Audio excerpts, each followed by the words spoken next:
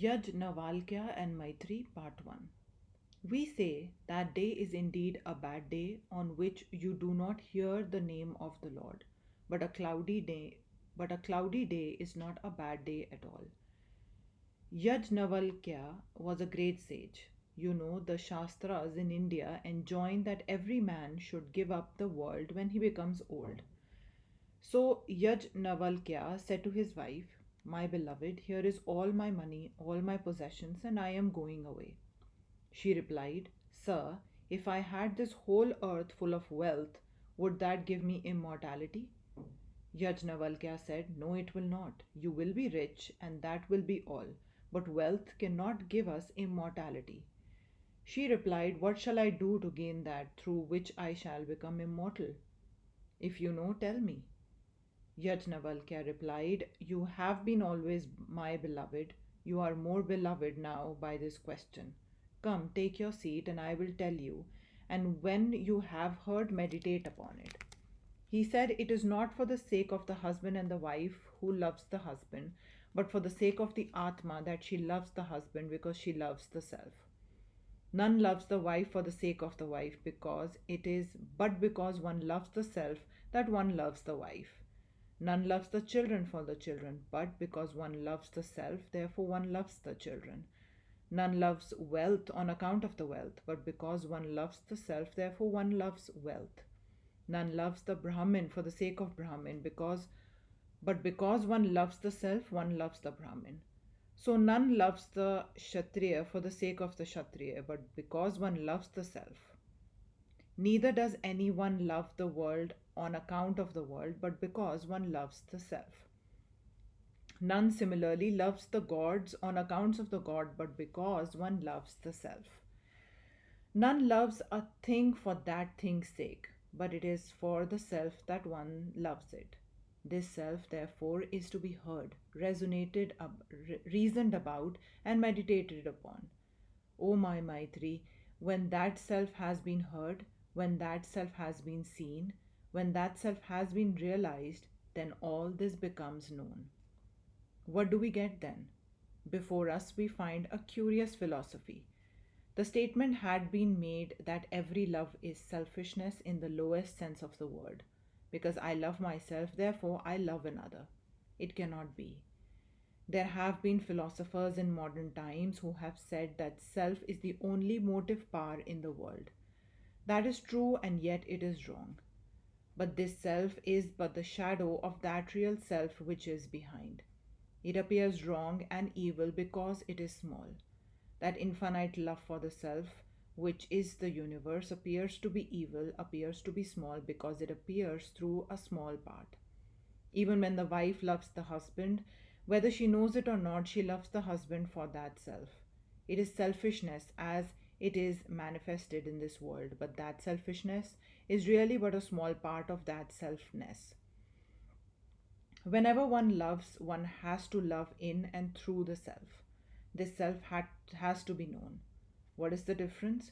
Those that love the self without knowing what it is, their love is selfishness.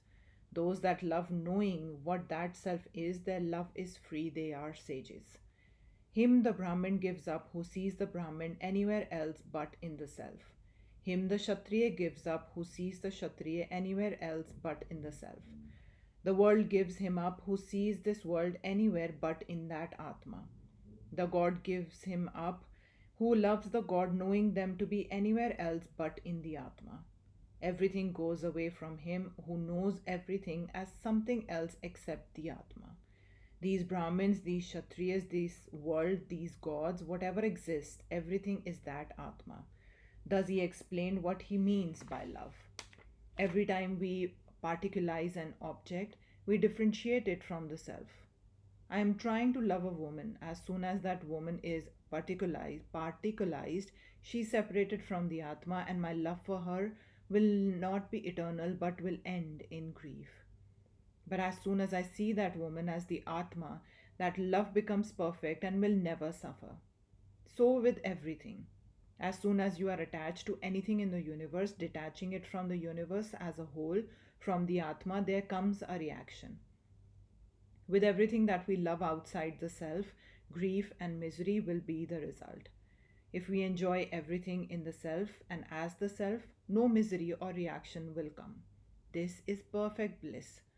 How to come to this ideal? Yajnavalkya goes on to tell us the process by which to reach that state. The universe is infinite.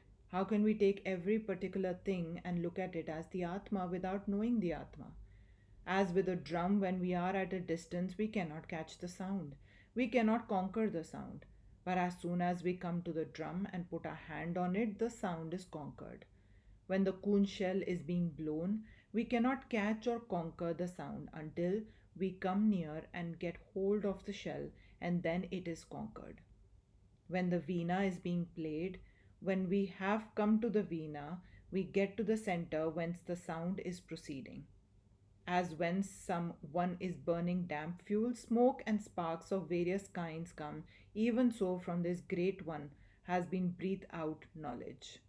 Everything has come out of him.